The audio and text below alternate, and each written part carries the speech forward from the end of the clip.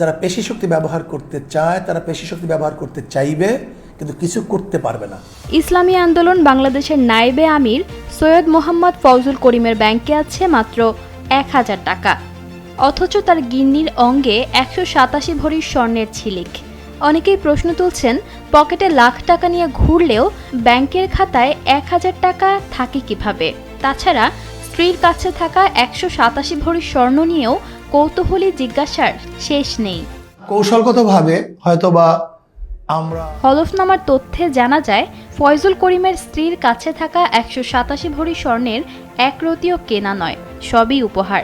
আবার স্ত্রীর কাছে ৩,৪১,০০,০০০ টাকার সম্পদ থাকলেও কোনো ব্যাংক অ্যাকাউন্ট নেই।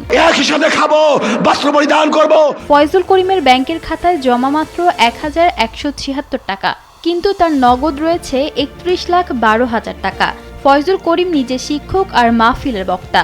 অস্থাবর সম্পদের হিসাবে তার হাতে নগদ রয়েছে ৩১,১২,০৪৭ টাকা।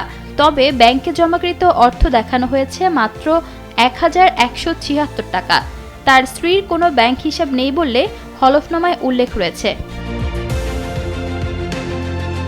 হলফনামায় আরও দেখা যায়, তার বিরুদ্ধে অতীতে মোট ৩টি মামলা ছিল। আয়ের উৎস হিসেবে তিনি দেশের অভ্যন্তরে একটি অ্যাপার্টমেন্ট থেকে বছরে ৩,২২,০০০ টাকা, ধর্মীয় মাহফিল থেকে ৪ লাখ টাকা এবং শিক্ষকতা পেশা থেকে ৭,০৬,০০০ টাকা বার্ষিক আয় দেখিয়েছেন। ঈশিতা আক্তার, সময়ের আলো।